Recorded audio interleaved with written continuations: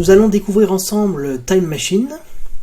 Filmpack 6 vous fait voyager dans le temps à travers les étapes clés de l'évolution de la photographie. Donc on va retrouver ça sur le panneau. Donc c'est le dernier élément, Time Machine.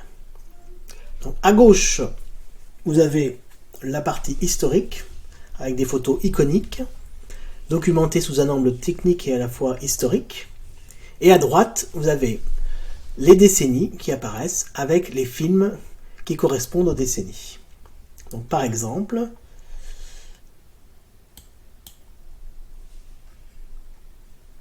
si on cherche dans les années 60, vous voyez, vous avez Blow Up, la photo de mode et l'Ektachrome.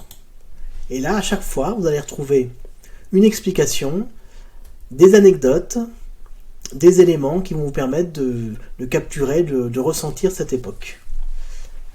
Donc une fois, et ensuite vous avez les rendus qui correspondent. Corda, JFK, JFK2, et ça donne des effets tout à fait pertinents et ça donne une vraie personnalité à l'image.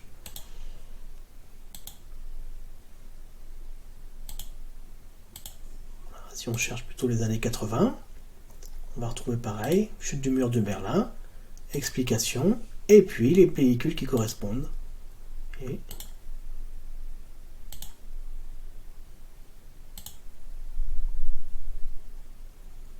vous avez également des films beaucoup plus récents.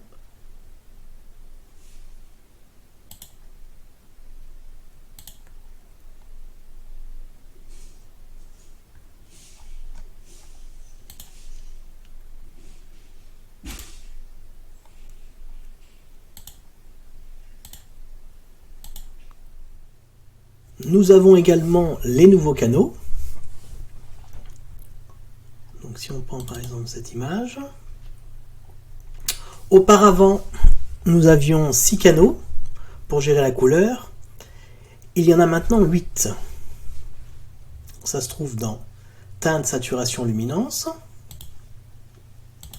Donc là on peut faire varier tous les canaux ensemble. Au niveau de la teinte, au niveau de la saturation.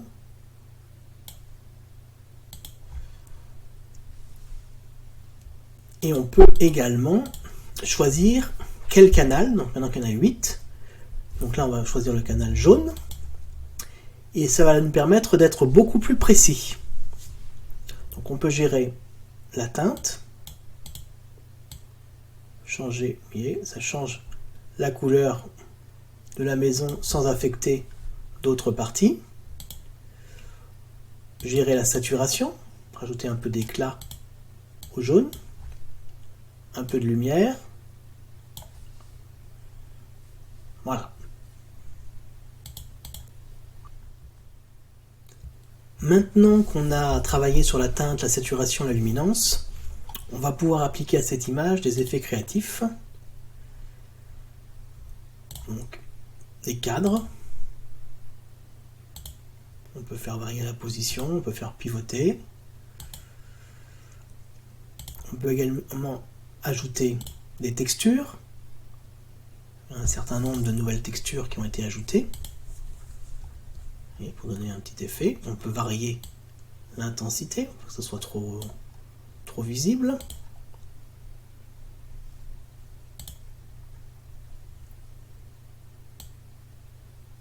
On peut également ajouter quelques imperfections à l'image, comme des fuites de lumière.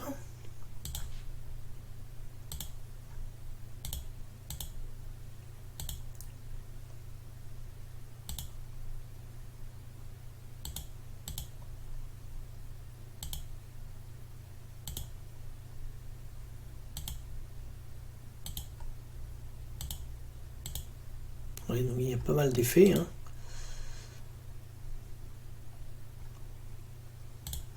Pareil, on peut changer la position de l'effet ou le déplacer carrément. Autre nouveauté, les virages partiels. Donc on va sélectionner notre image. On va ouvrir, afficher le panneau de contrôle. Et les virages partiels se trouvent ici. Donc c'est assez simple, hein, c'est comme en argentique. Donc on a les tons clairs. On va partir vers une certaine couleur. On peut gérer la saturation, gérer l'intensité.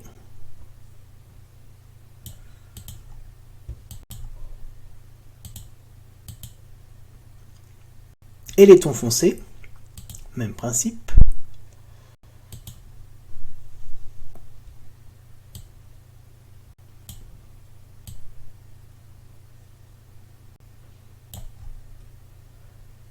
Et on peut gérer l'équilibre